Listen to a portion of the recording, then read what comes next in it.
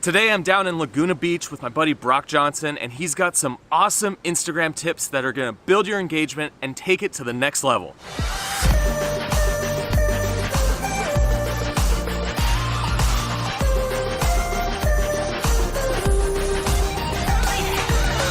So Brock helps people develop their brand or their business by using stories. And I'm not just talking Instagram stories or Snapchat stories. I'm talking about like actually using your story to build engagement and build, your brand. Yeah, so I'm a young entrepreneur. I know firsthand that it is possible to build a booming business with limited time and a limited budget. I'm a college student athlete, so I'm on a very limited time and budget, but I know with the power of social media, it is possible. It's crazy, right? He is the quarterback at UC Davis. Pretty awesome that he is so young and just getting after it. Guys, you have to follow him because he has a lot of value in everything that he's doing. Let's go down to the beach and let's get some Instagram tips.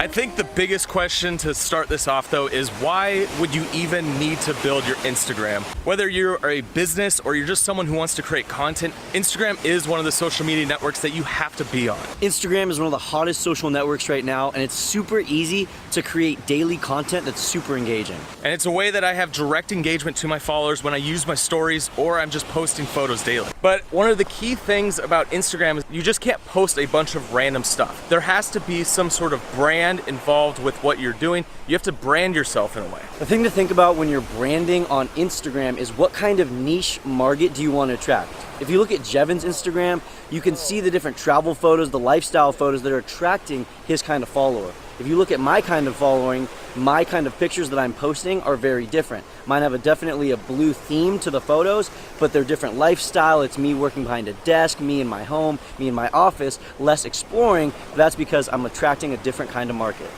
And the importance of attracting a niche market is that you're gonna build more of a following when you have a niche. If you're posting a bunch of just general photos that kind of span the whole spectrum of like photography or lifestyle, you're never gonna get a following that understands who you are as a person. And that's kind of the key.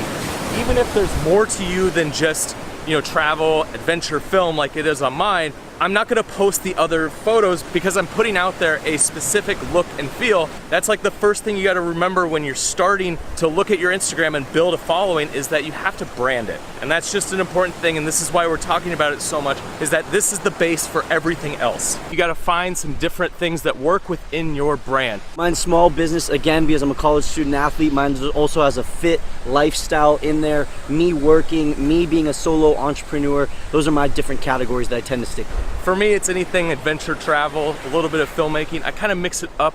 All right, so what do we got here? We got some beach, beautiful scenery, and some blue skies. And some So first things first, we gotta go find a cool spot. We're in beautiful Laguna Beach. I mean, this is amazing. And we gotta find a couple spots where we could get some photos. I'm gonna do one that fits my brand, and we're gonna do one that fits his brand.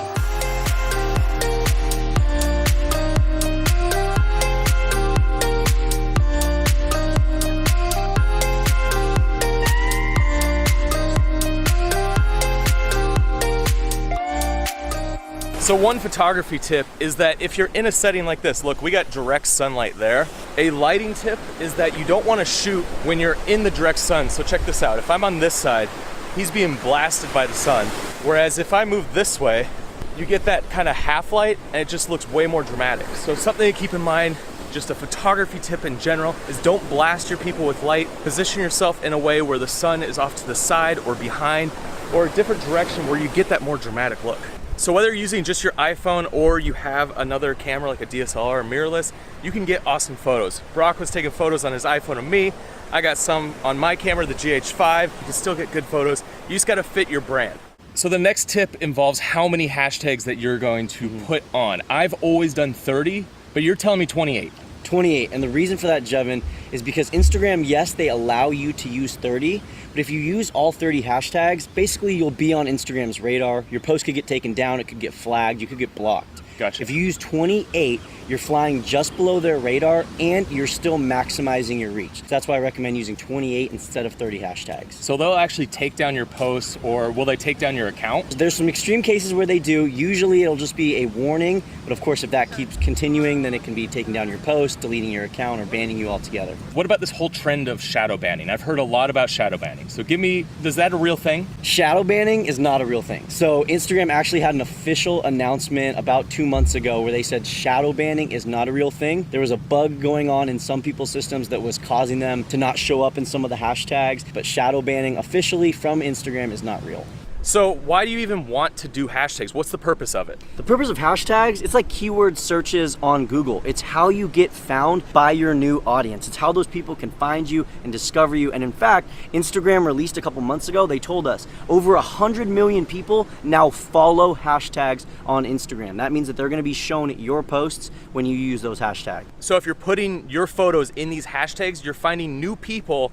That's how you build a following, and those people will now become more engaged because they found you on a hashtag that they're interested in. It's very organic, and in fact, I think it's the most organic way to grow a large following this year on Instagram. It's pretty much, if you don't have another social network that's driving traffic to your Instagram, it is the only way to get organic Absolutely, traffic. I agree. Okay, so we got 28 hashtags. What is the next step? How do we find what hashtags that you want to post on? A lot of people think that they should use the bigger name hashtags, the short-term keyword hashtags, but really you want a longer-term keyword hashtag. That way you can reach a more targeted audience. You know, we were talking about branding. You want to niche yourself down into that market and find that ideal customer, and you're not going to find that ideal customer by using the large, giant hashtag love giant hashtags on Instagram. Like, say there's 5 million posts in a hashtag. That's too big, right? That's probably a little bit too big, and usually I say that if it's less than 20,000, it's a little bit too small, but the key here is to find hashtags where your posts can rank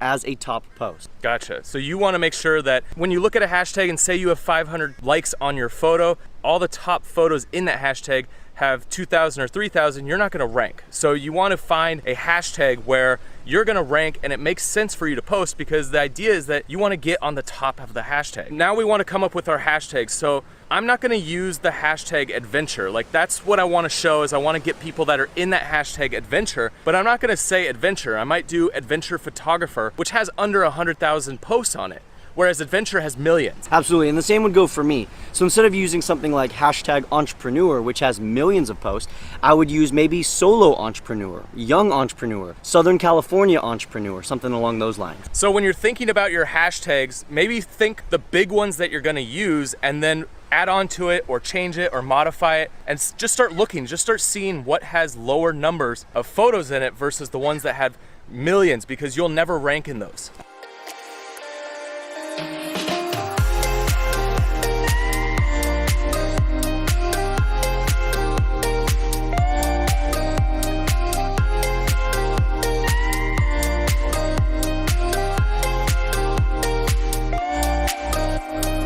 So now we've got our list, we've got our 28 hashtags, or actually you would say more, right? You want more than 28. So you can keep researching and build multiple lists and use those lists interchangeably. So for my entrepreneurship hashtags, I actually have about 3 or 4 different lists, which I all have saved in the Notes app on my phone. That way, whenever I'm ready to post, I can use the same list of hashtags and then alternate different ones and reach that same audience. You just want to copy them from your notepad and then drop them in, because it's such a pain to try and write out your hashtags every time. You got to do the research, you got to do the work beforehand, and then just have them ready to go so that when you post, you're not wasting time. That's like one of the key things. If you post your hashtags 15, 20 minutes from now, you're not gonna get seen. You have to post them immediately. They should be immediately, and they should be in the first comment rather than the caption. That's purely for aesthetic purposes. It doesn't make a difference in terms of engagement and reach, whether it's in your caption or your first comment, but it looks pretty ugly if you put a big ol' list of hashtags in your caption. So that's why I say put it in the first comment. And a pro hack for this is, instead of just copying and pasting the list every time, create a keyword shortcut in your phone so that when you type in one word, that entire list of hashtags is generated. That's a great idea. I need to do that. All right, guys, I hope these tips will help you. If you want some more in-depth Instagram hashtag training, Brock actually has a course. I've done it. It's amazing. It's taking my Instagram to the next level for sure. It's a quick step-by-step video-based course that's going to teach you exactly how to rank your hashtags and how to find that exact niched down list of hashtags. It's called Help with Hashtags. These tips that we gave you today will definitely build your engagement and build your Instagram. I highly suggest checking out his course. I'll put it in the description below. All right, guys, that is it. Make sure you head over to Instagram, check out Brock. I'll put his link down below. He's got some awesome stuff. He does a lot on storytelling. And for us filmmakers, for us YouTubers, creators, storytelling is like the #1 thing that you need to be able to make good videos. So he's someone definitely to watch out for. He's gonna have some awesome content that will help you make better stories. Dude, thank you so much for bringing me down to Laguna Beach and checking out this beautiful scene. This was amazing. I'm glad I got to show you around, and thanks so much for having me. All right, guys, make sure you hit that subscribe button. There's a lot of awesome filmmaking tutorials, some photography stuff, a lot of Instagram hacks on this channel, along with some cool vlogs where I travel around the world. I like to travel. And that's about it. Make sure you head over to Instagram, check out Brock, check out me. See you on the next one.